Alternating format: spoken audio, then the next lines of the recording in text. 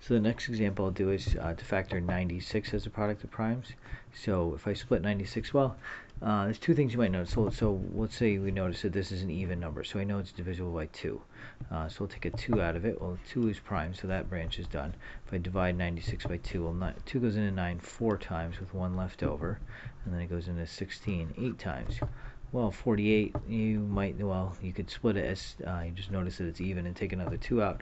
You might remember that 48 is 6 times 8. And so I can split my 6 as 3 times 2, and I can split my 8 as 2 times 4. Now let's remember all the branches that end in prime numbers should stop. So I have a 3, I have a 2, and I have a 2, but 4 is not prime, so I need to split that one more time, and that's 2 times 2, and so that gives me the prime factorization.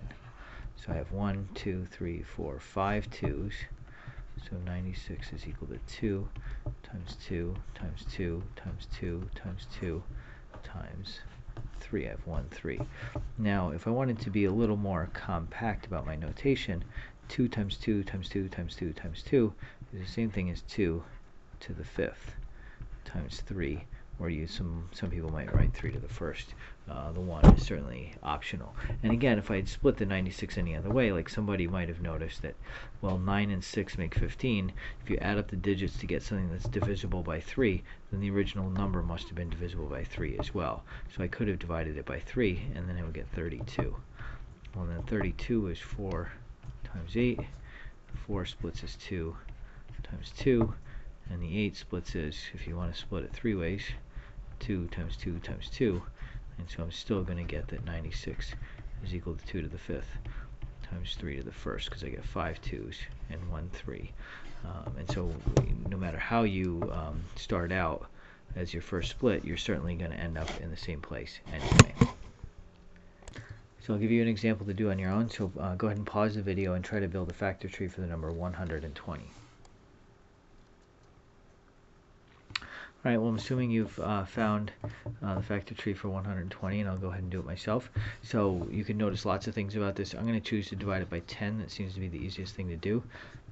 So it splits as 12 and 10. Well, 12 splits as 4 times 3. You could have done 6 times 2. I have no objection to that. 10 is 2 times 5. Well, 5 is prime, 2 is prime, and 3 is prime. And the 4 splits as 2 times 2. Well, 2 is prime, 2 is prime, so that means that's all done. So 120. Tradition has it you put the primes in order from largest to smallest. So I have 2 times 2 times 2, and then I have a 3, and I have a 5. And so if I'd like, I can write this as 120 is equal to 2 to the 3rd times 3 times 5. And if you want to put the first powers in there, you can. If you want to leave them off, you can. Either way is fine. So, and again, if you had split it a different way, if you just decided to say, well, 120 is even, so I'll divide it by 2, we could do that. You can notice that it's divisible by 3, because 1 plus 2 plus 0 is 3. You could divide it by 3 instead. No matter what route you took, you should have ended up at 2 times 2 times 2 times 3 times 5. 3 2's, a 3 and a 5. So there's one more example for you to try first, and then we'll do it together. So go ahead and give that a shot after pausing the video. Alright, well, if we're going to try to do a prime factor tree for 165, we have to figure out something that it's divisible by, and I think most people would notice that it's divisible by 5. 5 goes into 16 3 times with 1 left over, and it goes into 15 3 times, so I'm left with 33 times 5. Well, 5 is certainly prime, and 33, well, that's definitely divisible by 3, and if I put 3 into that, I get 3 times 11. 11 is also prime, and so 165 is equal to 3 times 5 times 11. And so the prime factorization, 165, is 3 times 5 times 11.